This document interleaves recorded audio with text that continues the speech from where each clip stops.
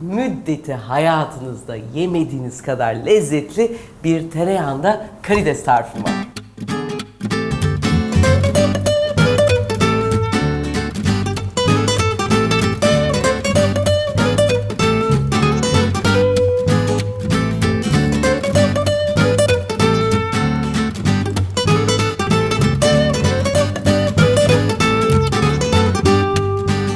Yemek okulumuza hoş geldiniz. Tereyağında karides deyince böyle güzel bir çömlek, böyle cızır cızır gelen görüntü insanın aklından gitmiyor. Onun için ilk ihtiyacımız olacak şey bu çömlek. Ve bu çömleği fırınımı açtım. Birazcık ısınması için fırına yerleştiriyorum. Tereyağında karides için başka da çok fazla bir malzeme ihtiyaç yok. Birazcık karides, azıcık sarımsak ve tereyağı, azıcık da pul biber. Lezzetli bir tereyağında karidesin ilk şeysi karidesin lezzetli ve sağlıklı olması lazım. Bir, mevsimi. Mevsimi şimdi tam böyle soğuklar çıkınca karidesin zamanı. İkincisi taze olması lazım. Tazelik balık gibi işte diriliğinden, gözünden, işte pullarından veya solungaçlarından anlaşılamıyor. Nasıl anlayabiliriz? Bir, kabuğunda ve açıkta olan karidesi seçip ayıklatmak önemli. Yani karidesi muhakkak kendiniz kabuğuyla beraber görün. Ayıklanmış ve kalmış karides genelde çok hızlı bozulur. Yani soyulmuş bir meyve gibi düşünün. Kötüleşmesi çok daha hızlı olacağı için siz hiç ayıklanmamış karidesi görüp onun ayıklanması önemli. Onun tazeliğini nasıl anlarız? Koku en önemlisi. Böyle kendine has bir taze deniz kokusu olmalı. Zaman geçtikçe koku hafif böyle bir ölü balık kokusuna ve sonra da ağırlaşmaya başlar. Bir de tabii ki o gün kullanacaksanız karidesi ayıklatıp alabilirsiniz. Ayıklamada da eğer balıkçınızla aranız iyiyse balıkçı sizin için temizleyebilir. Karidesin aslında kabuğu çıktıktan sonraki aşaması bu. Genelde de böyle bırakıyorlar. Bunu size göstermek istedim.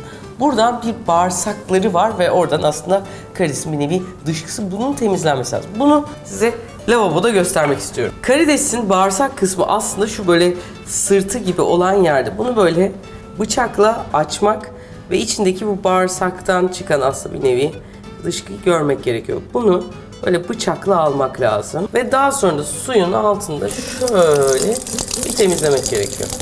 Bir de bazen karideslerin bu uç kısımlarında böyle sarı, sümükümsü bir kısım olur. Bu da aslında dışkının bir parçası gibi.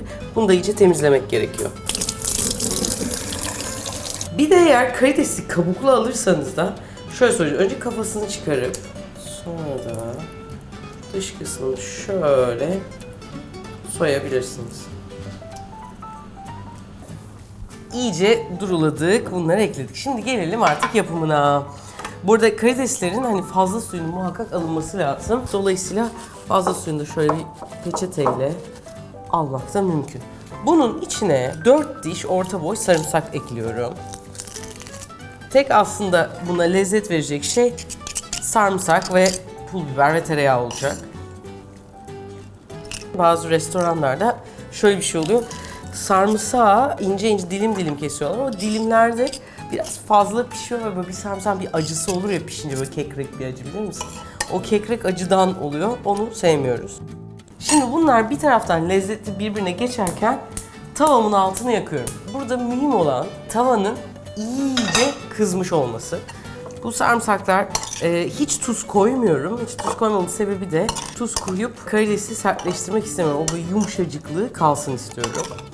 İçine önce 2 tane tereyağı koyuyorum. Bu arada yaklaşık 200 gram ayıklanmış karidesim var. Bu demek ki aslında epeyce karides ve bu karidese göre hani normal 200 gram et olsa belki bu tava büyük olabilir ama karidesi olabilecek en büyük tavanızda tavayı da iyice ısıtarak yapmak önemli.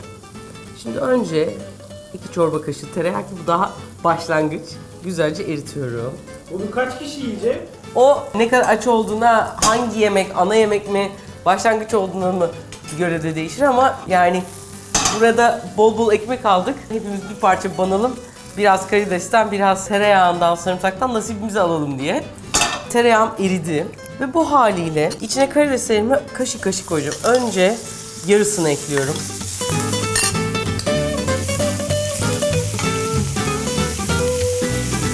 Tavanın derecesi düşmesin. Sonra da ikinci kaşığı ekliyorum.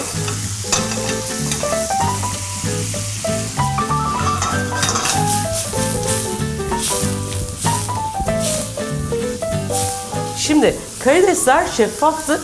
Sadece şeffaflıkları birazcık gitti. Tuzunu ekliyorum. Ve de pul biberini ekliyorum. Pul biberini son dakika ekliyorum ki yanmasın ve rengini sadece versin. Şimdi bu haliyle 1,5 dakika mı oldu? O kadar herhalde ya oldu ya olmadı. Direkt çömlek geliyor. Hop şöyle. Ya üzerindeyken bir parça daha koydum. Hatta ya birazcık daha olsun değil mi? Olsun. Olsun mu? Olsun.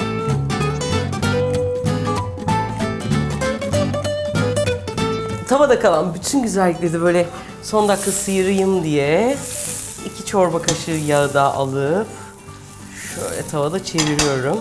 Bunun da böyle güzelce erimesi ve hafif böyle içindeki süt partiküllerinin kahverengileşmesi lazım. O zaman ekleyeceğim. Önlüğe koymasak da olur mu? Çömlek bu işin şeyi gibi, hani olmasa da tabii olur. Çömlek değil, evde döküm varsa döküme de koyabilirsin. Bakır da güzel, hani güzel bir kapta hoş olur. Hikaye orada şey, fayita gibi hafif cızırdayarak masaya getirebilmek bence. Üzerine de bunu böyle son koyduk mu, bu da bu işin biraz namusu. Artık yiyebiliriz. Karidesin ne kadar yumuşak ve lezzetli olduğuna umarım inanamayacaksınız gençler. Sence hangisiyle yenmesi lazım? Klasik somon ekmek mi? Çıtır ekmek, Burak'ın ekmeklerinden mi? Yoksa bir pidede mi lezzetli olacak bu? Sizce hangisi? Pide. Pide diyenler. Bu bir Somun. somun bile değil bence. Somun? Tabii ki somun. 6'ya 4 pide, Burak'ın ekmeği Yok ya. 1. Burak'ın ekmeği 1. Tamam o zaman hadi deneyelim bakalım.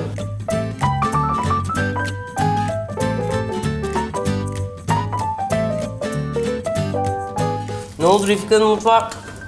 Karides yiyorum diye aynen ekmek mi yiyor? Sadece bir karides mi yiyor? Ben bir de somun alacağım.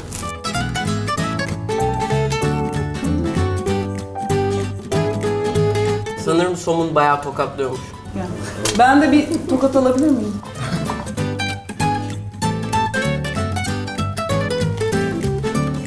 Şey yapsak nasıl olur? Bak bu Yarım ekmek arası karides. olur tabii. Şimdi buradaki özellik şimdi tek de ye Tunç. Böyle. Lastik değil. Evet, çok az pişmiş gibi. Ama bunda çok güzel olmuş. Ben deniz ürünlerini çok severim gerçekten. Şu an bu yumuşak, tereyağı yani enfes.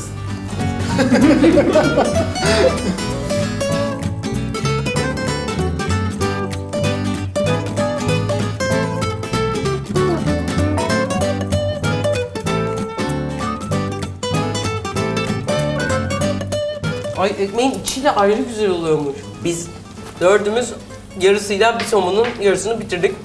O ekmek daha biter bence. O ekmek daha biter. Ben şuna inanamıyorum. Bu kadar saatlerdir yiyorsunuz hala şu kadar var. Şu kadar ekmeği bir tane karides düşüyor. Evet öyle tek tek alabiliyorsun. Bunun özelliği de oymuş. Bunda kaç kilo tereyağı var? 4 kaşık 30'dan 120. Bir günlük ürün kalorisi olur.